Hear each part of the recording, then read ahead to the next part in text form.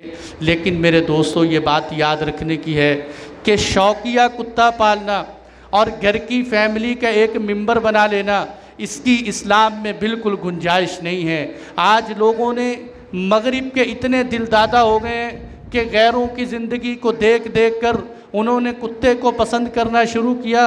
मुसलमानों ने भी कुत्ते को घर का मेंबर बना लिया। हम उन लोगों की ज़िंदगी को देखते हैं जिन्होंने कुत्ते को तो घर में दाखिल किया और अपने बूढ़े वालदैन को ओल्ड होम में जमा करवा दिया, अपने घर के बच्चों को घर से बाहर निकाल दिया और कुत्ते को करीब ले आए। और ये मुसलमानों को ताने देते हैं कि जी देखो, कुत्ता इतना वफ़ादार, मालिक का वफ़ादार होता है और मुसलमान इसको रखते नहीं हैं। भाई, मुसलमानों को अल्लाह ने इस्लाम सिखाया, इस्लाम का मज़हब सिखाया। मज़हब इस्लाम इसकी गुंजाइश नहीं देता कि आप इसको शौकिया तौर पर रखें। आपने शौक़ करना है, खिदमत करनी है, अपने वालिदैन की खिदमत करें, अपने बच्चों की खिदमत करें, अपने घर में रिश्तेदारों का लिहाज रखें।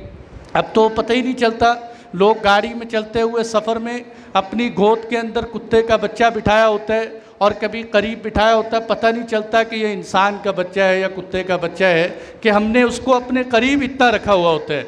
वो एक साहिब सफ़र करने लगे, यूरोप के एक अंग्रेज़ उनसे मिला, वो आलिम थे बहुत बड़े, उनसे कहने लगा कि भाई आप मुसलमान इस जानवर से इतनी नफ़रत क्यों करते हो, हालांकि इसके बड़े फ़ायदे हैं। वो कहने लगे हम नफ़रत नहीं करते, हम ये कहते हैं कि अल्लाह ने इसको हमारी खिदमत के लिए पैदा किया है, इससे खिदमत लो, इससे अपने शौक़ पूरे ना करो।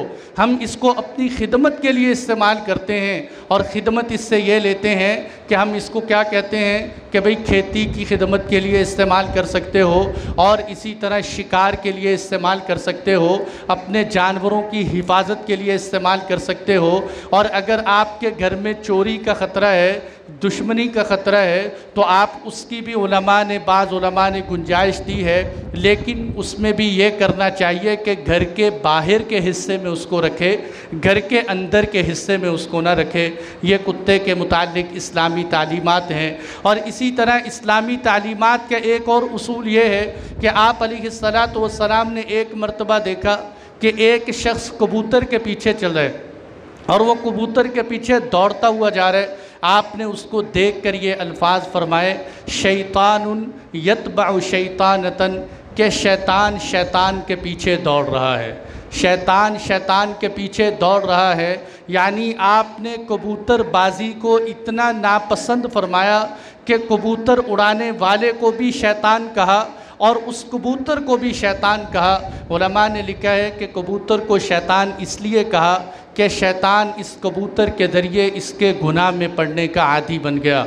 आज हमारे मुसलमान बड़े शोहरत के साथ और बड़े जोश व खरोश के साथ इन गर्मी के मौसम के अंदर कबूतरों को उड़ाकर अपने शौक़ का मुज़ाहरा करते हैं।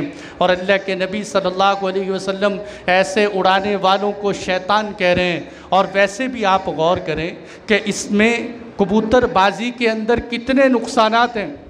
सबसे बड़ा नुकसान ये है कि इंसान इस कबूतरबाजी के ज़रिए जुए का अमल करता है और जुआ शरीयत में हराम है कि गरीब आदमी सारा दिन बेचारा गर्मी के अंदर पसीने के साथ दिहाड़ी लगाकर पैसे कमाकर घर ले जाता है और उन पैसे हलाल पैसों को हराम में तब्दील कर देता है और जुए के पैसे हासिल करके घर ले जाता है, अपने बच्चों को वही हराम माल खिलाता है। जुए और सूद के माल में हुर्मत के एतिबार से कोई फ़र्क नहीं है, ये दोनों एक जैसे हैं। और दूसरे नंबर पर इसके अंदर बड़ा गुनाह। अच्छा, जुए के हवाले से एक बात दरमियान में अर्ज़ कर दूं, आज हमारे लोग जुए को समझते नहीं, कहते जुआ उस वक़्त होता है जब जुए का नाम लिया जाए। ये जितने भी लोग क्रिकेट के ऊपर, खेल के ऊपर या इस तरह के मामलात के ऊपर बोतल लगा लेते हैं कि भाई ये मैं जीत गया तो बोतल मेरी तरफ से और ये तेरी तरफ से, अगर मैं हार गया तो मेरी तरफ से, ये खालिस जुआ है। और इसी तरह ये कहना कि पार्टी तेरी तरफ से या मेरी तरफ से, ये काम करने से ये खालिसतन जुए की सूरतें हैं। एक साथी को मैंने एक दिन जुआ बताया, कहने लगे मौलवी साहब फिर तो कोई हलाल काम होता ही नहीं है। तो ये जुआ भी समझने का है, ये नहीं है कि बस हमारे जहन में जो बैठा हुआ है। जुआ मैं आसान अंदाज में समझाता हूँ, दो तरफ से शर्त लगाना ये जुए में दाखिल है कि अगर मैं हारा तो ये मैं दूंगा, वो कहता है अगर मैं हारा तो ये मैं दूंगा। चाहे वो किसी भी किस्म के खेल में हो या किसी भी चीज़ से मुताल्लिक़ हो, वो खालिसतन जुआ है और हराम है। तो